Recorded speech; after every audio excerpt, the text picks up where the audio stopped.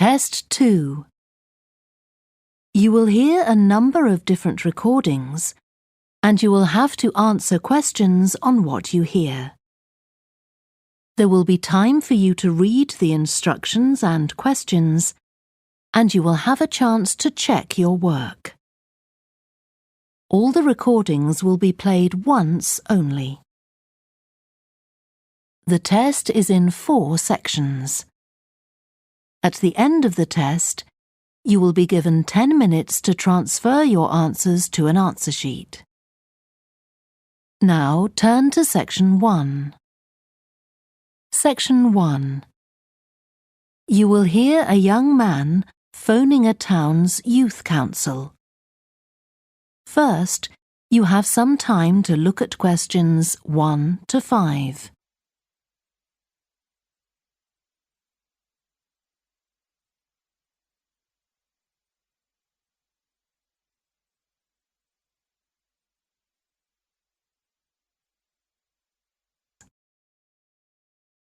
Now we shall begin. You should answer the questions as you listen, because you will not hear the recording a second time. Listen carefully and answer questions 1 to 5. Good morning, Youth Council. Caroline speaking. Oh, hello. I'm interested in standing for election to the Youth Council, and I was told to give you a call. That's good. Could I have your name, please? Yes, it's Roger Brown. Thank you. I'm Caroline, the Youth Council Administrator. So, do you know much about what the council does, Roger? I've talked to Stephanie. I think she's the chair of the council. That's right. And she told me a lot about it. How it's a way for young people to discuss local issues, for example, and make suggestions to the town council. That's what made me interested. Fine. Well, let me take down some of your details. First of all, how old are you? You know the council is for young people aged from 13 to 18. I've just turned 18. And where do you live, Roger? Well, that's a bit complicated. At the moment, I'm looking for a flat to rent here, so I'm in a hostel from Monday to Friday. I go back to my parents' place at the weekend. OK. So where's the best place to send you some information about the council? Oh, to my parents' address, please. That's 17 Buckley Street, Buckleigh Street, Stamford, Lincolnshire. Though you don't really need the county. Oh, I know Stamford. It's a lovely town. And what's the postcode? PE9 7QT. Right, thank you. So are you working here or are you a student? I started studying at the university a couple of weeks ago, and I've got a part-time job for a few hours a week. What do you do? Well, I've done several different things. I've just finished a short-term contract as a courier, and now I'm working as a waiter in one of the big hotels. Uh-huh. That can't leave you much time for studying. Oh, it's not too bad. I managed to fit it all in. What are you studying? My ambition is to go into Parliament eventually, so my major subject is politics. That's partly why I think the Youth Council is important and want to be a part of it. And I suppose you're also taking a minor subject, aren't you? I know a lot of people study economics too. I chose history. To be honest, I'm not finding it as interesting as I expected. Before you hear the rest of the phone call, you have some time to look at questions 6 to 10.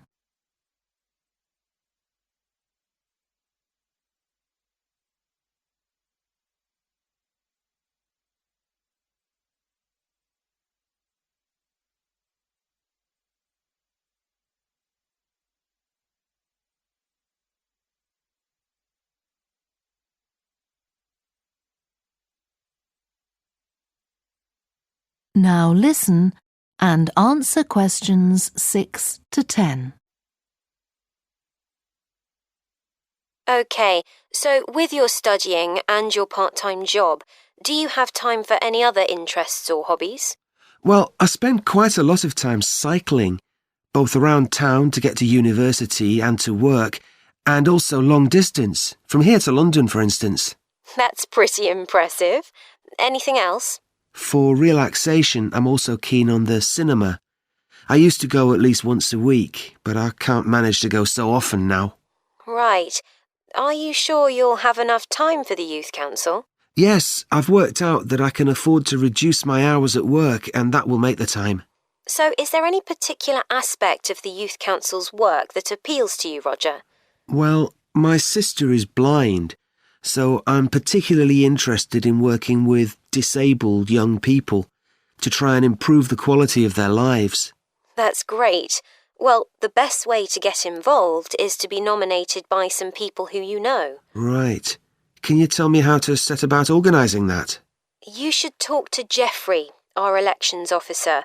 I can arrange a meeting in the council office with him, if you like. Yes, please. He'll be here next Monday, if that suits you. That's the 14th, isn't it? Yes. I can manage late afternoon. Would you like to suggest a time? He generally leaves around 5:30. Well, would 4:30 be okay? My last class finishes at 4, so I'd have plenty of time to get to your office. Right, that's fine. Oh, and could I have a phone number we can contact you on? Yes, my mobile number's 07788 136 711. Thank you. Well, we'll look forward to seeing you next week. Thanks very much. Goodbye. Bye. That is the end of Section 1. Section 2. You will hear a woman who works in a theatre talking to 2 new staff members on their first day of work. First, you have some time to look at questions 11 to 16.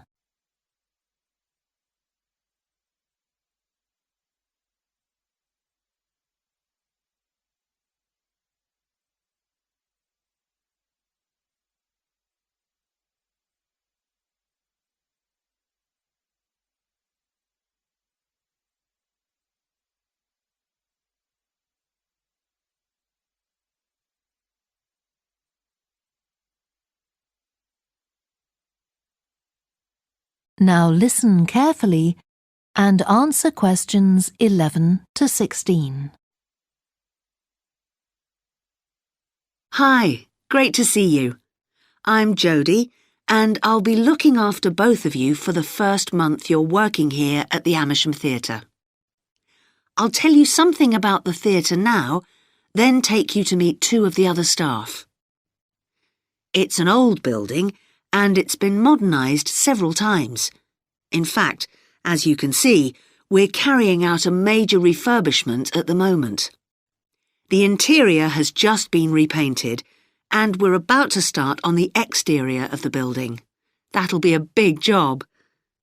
The work's running over budget, so we've had to postpone installing an elevator. I hope you're happy running up and down stairs. When the theatre was built, people were generally slimmer and shorter than now, and the seats were very close together. We've replaced them with larger seats, with more legroom. This means fewer seats in total, but we've taken the opportunity to install seats that can easily be moved to create different acting spaces. We've also turned a few storerooms over to other purposes, like using them for meetings. We try hard to involve members of the public in the theatre. One way is by organising backstage tours, so people can be shown round the building and learn how a theatre operates. These are proving very popular. What we're finding is that people want to have lunch or a cup of coffee while they're here, so we're looking into the possibility of opening a cafe in due course. We have a bookshop which specialises in books about drama, and that attracts plenty of customers. Then there are 2 large rooms that will be decorated next month, and they'll be available for hire, for conferences and private functions, such as parties. We're also considering hiring out costumes to amateur drama clubs. Now I want to tell you about our workshops. We recently started a programme of workshops that anyone can join. Eventually, we intend to run courses in acting, but we're waiting until we've got the right people in place as trainers. That's proving more difficult than we'd expected. There's a big demand to learn about the technical side of putting on a production. And our lighting workshop has already started with great success. We're going to start one on sound next month. A number of people have inquired about workshops on makeup, and that's something we're considering for the future. A surprise success is the workshop on making puppets. We happen to have someone working here who does it as a hobby, and she offered to run a workshop. It was so popular, we're now running them every month. Before you hear the rest of the talk, you have some time to look at questions 17 to 20.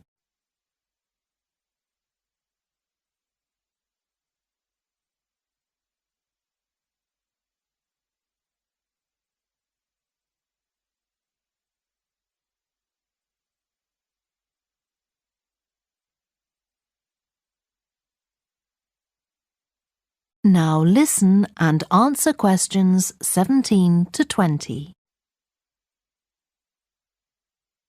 Now, a word about the layout of the building.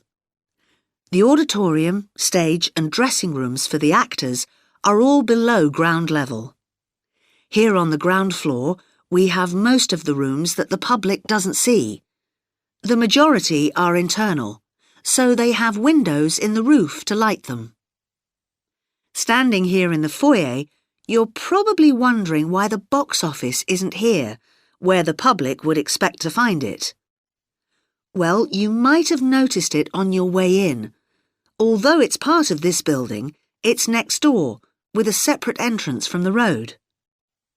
For the theatre manager's office, you go across the foyer and through the double doors. Turn right, and it's the room at the end of the corridor, with the door on the left. The lighting box is where the computerized stage lighting is operated, and it's at the back of the building. When you're through the double doors, turn left, turn right at the water cooler, and right again at the end. It's the second room along that corridor. The lighting box has a window into the auditorium, which of course is below us. The artistic director's office is through the double doors, turn right, and it's the first room you come to on the right-hand side. And finally, for the moment, the room where I'll take you next, the relaxation room. So, if you'd like to come with me. That is the end of section 2.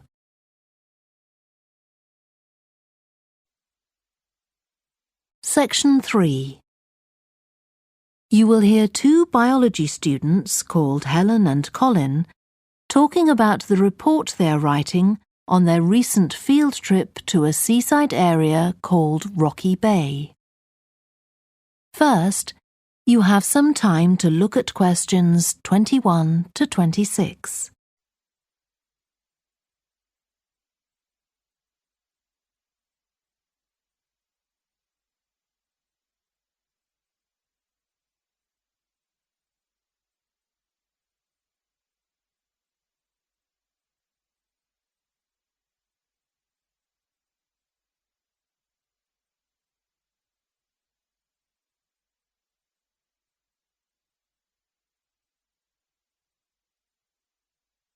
Now listen carefully and answer questions 21 to 26. I've brought my notes on our biology field trip to Rocky Bay, Colin, so we can work on our report on the research we did together. OK. I've got mine too. Let's look at the aims of the trip first. Right. What did you have? I just put something about getting experience of the different sorts of procedures used on a field trip. But we need something about what causes different organisms to choose particular habitats. I agree. and something about finding out how to protect organisms in danger of dying out. In our aims? But we weren't really looking at that. I suppose not. OK, now there's the list of equipment we all had to bring on the field trip. What did they tell us to bring a ruler for? It was something about measuring the slope of the shore. But of course we didn't need it because we were measuring wind direction and we'd brought the compass for that. But not the piece of string to hold up in the air. Didn't Mr. Blake make a fuss about us leaving that behind? Yeah, he does go on. Anyway, it was easy to get one from another of the students. Now, the next section's the procedure. I sent you the draft of that. Yeah, it was clear, but I don't think we need all these details of what time we left and what time we got back and how we divided up the different research tasks. OK, I'll look at that again. Then we have to describe our method of investigation in detail. So let's begin with how we measured wave speed. I was surprised how straightforward that was. I'd expected us to have some sort of high-tech device, not just stand there and count the number of waves per minute. Not very precise, but I suppose it was good enough. But the way we measured the amount of salt was interesting. In the water from the rock pools? Yeah. Oh, I wanted to check the chemicals we used in the lab when we analysed those samples. Was it potassium chromate and silver nitrate? That's right. OK. And we need the map of the seashore. You just left that to me.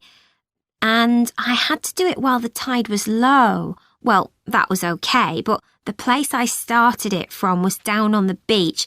Then I realised I should have gone up higher to get better visibility, so I had to start all over again.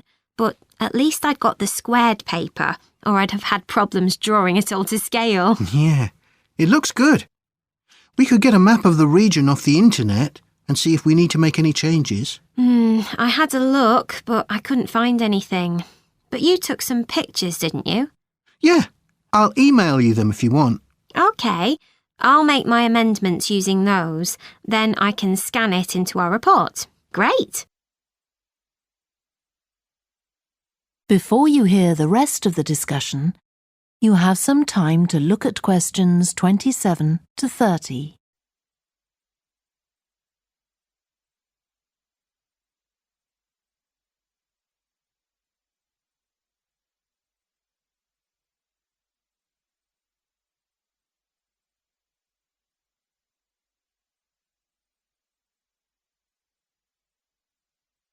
Now listen and answer questions 27 to 30.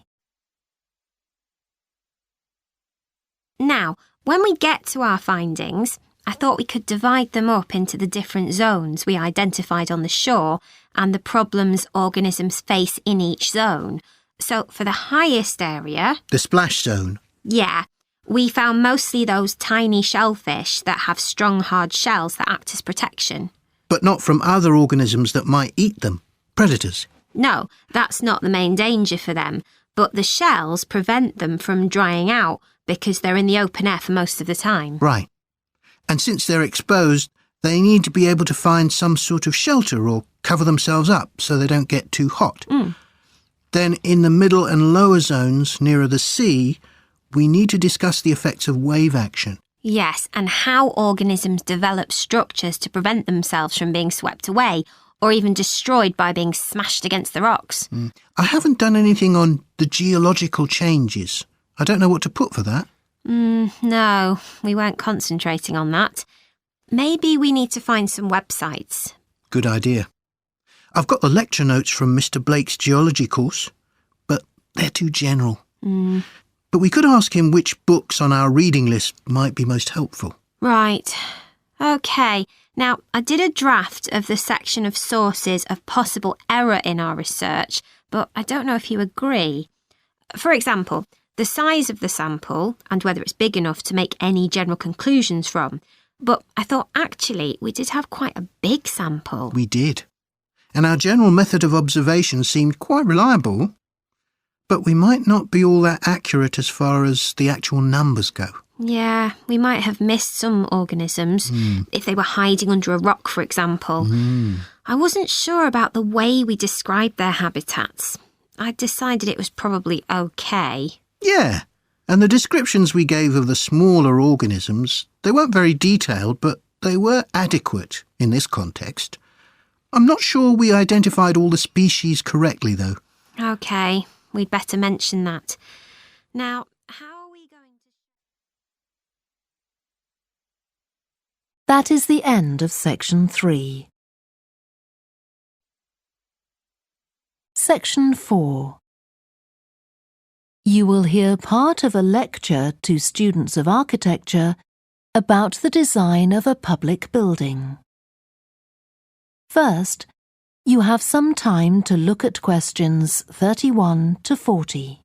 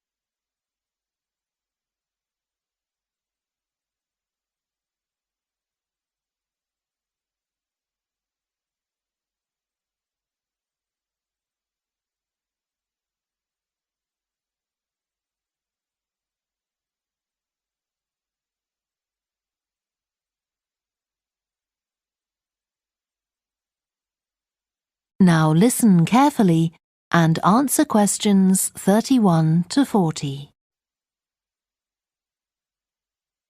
We've been discussing the factors the architect has to consider when designing domestic buildings.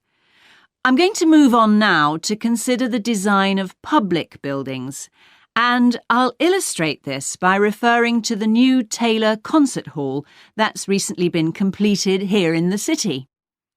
So, as with a domestic building, when designing a public building, an architect needs to consider the function of the building. For example, is it to be used primarily for entertainment, or for education, or for administration? The second thing the architect needs to think about is the context of the building. This includes its physical location, obviously, but it also includes the social meaning of the building, how it relates to the people it's built for. And finally, for important public buildings, the architect may also be looking for a central symbolic idea on which to base the design, a sort of metaphor for the building and the way in which it is used. Let's look at the new Taylor Concert Hall in relation to these ideas. The location chosen was a site in a run-down district that has been ignored in previous redevelopment plans. It was occupied by a factory that has been empty for some years. The whole area was some distance from the high-rise office blocks of the central business district and shopping centre, but it was only 1 kilometre from the ring road. The site itself was bordered to the north by a canal, which had once been used by boats bringing in raw materials when the area was used for manufacturing. The architect chosen for the project was Tom Harrison. He found the main design challenge was the location of the site in an area that had no neighbouring buildings of any importance. To reflect the fact that the significance of the building in this quite run-down location was as yet unknown, he decided to create a building centred around the idea of a mystery, something whose meaning still has to be discovered. So, how was this reflected in the design of the building? Well, Harrison decided to create pedestrian access to the building and to make use of the presence of water on the site. As people approach the entrance, they therefore have to cross over a bridge. He wanted to give people a feeling of suspense as they see the building first from a distance and then close up. And the initial impression he wanted to create from the shape of the building as a whole was that of a box. The first side that people see the southern wall, is just a high, flat wall uninterrupted by any windows. This might sound off-putting, but it supports Harrison's concept of the building, that the person approaching is intrigued and wonders what will be inside. And this flat wall also has another purpose.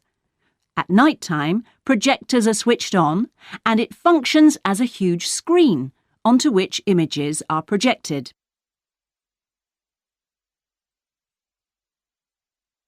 The auditorium itself seats 1,500 people. The floors supported by 10 massive pads.